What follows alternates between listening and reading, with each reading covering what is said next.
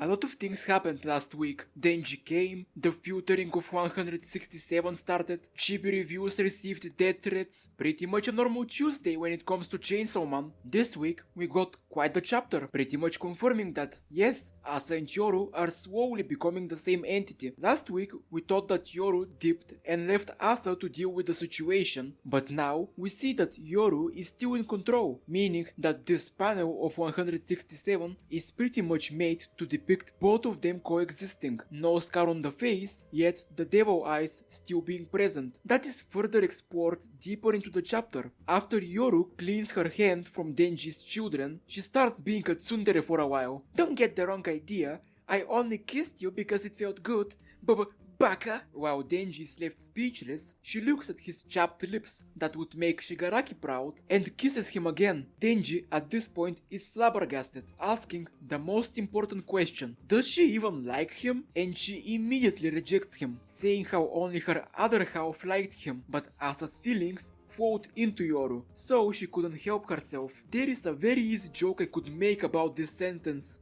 but I won't do it, because I'm better than that. Well, after saying all that and leaving Denji bogging on the ground, Yoru leaves Denji alone. Honestly, this one panel is probably the highlight of the chapter for me. It says so much, yet is so simplistic. Denji is once again left in a complete shock. Every time he has some piece, it's either destroyed or taken away. Every time he meets a girl that seems kind of interested in him, they use him and abandon him afterwards. Just like how Rezen never went to meet him in the cafe, and now, with Asa disappearing from his view in an instant. It really doesn't help how from his perspective, Asa kept on giving him mixed signals throughout the last 3 chapters. First, she wants to protect him, then she wants to cut off his dick, then she does sexual acts with him only to tell him that she doesn't like him, but also a part of her does. No wonder Denji's brain would be going overboard, especially considering his track record with the other women in his life. Well, as we leave Denji to deal with his post-nut depression, we switch over to Yoru, walking down the alleyway when out of nowhere Asa bashes her head on the wall. This small action makes things very interesting. For a while now we have known that their feelings have begun to overlap, but unless I am forgetting something, we haven't seen either of them being able to control the body when they aren't the main personality. To add to that, after Yoru tries to explain herself, Asa makes a fist and hits her once again. It's interesting to see how Yoru is unable to stop Asa from hitting her. Does that mean that although Yoru is in control, Asa is still the main owner of the body, so her will overlaps Yoru's? Or is it that they have become so connected that it's possible for both of them to coexist at the same time? I don't know the answer, but it opens an interesting question, one I cannot wait to learn more about. Yoru once again tries to defend her side, saying how this is something Asa wants and should be happy about it, only for Asa to call her a slut and blaming her for making Denji see her as a slut too. Now, would Denji think of her that way? Probably not, but after everything that happened, if it was anyone else she did it to, Asa would be more than justified to have those fears. As much as I and the whole fanbase like to make fun of her, calling her a femcel and whatnot, I truly felt bad for her. She clearly likes Denji, and having Yoru demean her in front of him in such a way hurt her badly, but it probably didn't hurt her as badly as her empty stomach. So we continue forward, seeing our cast on the train, with Asa sitting far away from everyone else. The last panel is a picture of the sushi restaurant, called Dead by Sushi. This chapter was really short and